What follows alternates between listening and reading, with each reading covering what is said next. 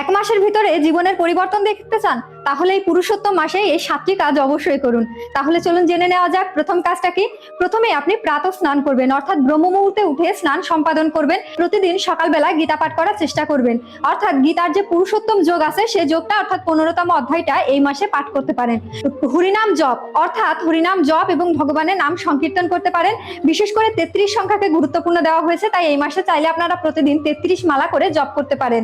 এছাড়াও বলা হয়েছে শ্রী বিষ্ণু বা জগন্নাথ দেবের পূজা, অর্থাৎ প্রতিদিন ভগবানকে 33 জোড়া তুলসী পাতা অর্পণ করতে পারেন।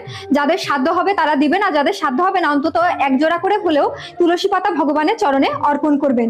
এই মাসে যে একাদশী এবং যে উপবাসগুলো পড়বে সেগুলো অবশ্যই বিধি সহকারে পালন করবেন, এবং দান, সেবা এবং গরিবকে বা বৈষ্ণবদেরকে ভজন করানো, অর্থাৎ এই মাসে বিশেষ করে আপনারা 33টা গীতা দান করতে পারেন, 33 জন বৈষ্ণবকে আহার করাতে পারেন, 33টা আপনারা বস্ত্র দান করতে পারেন। এইভাবে আপনাদের সামর্থ্য অনুযায়ী আপনারা 33 সংখ্যক দান করতে পারেন।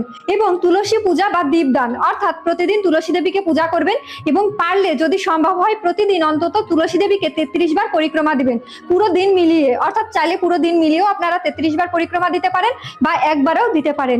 এবং দীপ দান করতে হবে, অর্থাৎ প্রতিদিন সন্ধ্যাবেলা এই মাসে ভগবানকে ঘি এবং কর্পূর দ্বারা দীপ দান করতে হবে। সেটা আপনারা কলার খোলায়, মাটির প্রদীপ বা পিতলের প্রদীপ বা যে কোনো ধাতব পাত্রে আপনারা সেই প্রদীপটা দান করতে পারেন।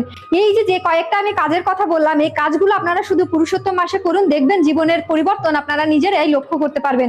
কারণ এই পুরুষোত্তম মাস ভগবানের অত্যন্ত অত্যন্ত প্রিয় মাস, এবং বলা হয়েছে দামোদর মাসের থেকেও 1000 গুণ বেশি প্রিয় এই পুরুষোত্তম মাস, যা কিন্তু 3 বছর পরে পরে আসে। তাই আগামী যে 3 বছর পরে আসবে তখন আপনি আমি বেঁচে থাকবো কিনা এটা কিন্তু বলতে পারছি না। তাই অবশ্যই এই মাসটা বিশেষভাবে পালন করার চেষ্টা করুন এবং সাত্বিক আহার করুন।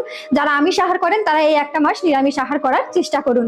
বাংলাদেশের বিভিন্ন প্রান্তে কিন্তু আমরা গীতা স্কুল প্রতিষ্ঠা করি, তাই কেউ যদি আপনারা গীতা দান করতে চান এই মাসে 33টা, তাহলে আমাদের স্কুলগুলোতে দান করতে পারেন।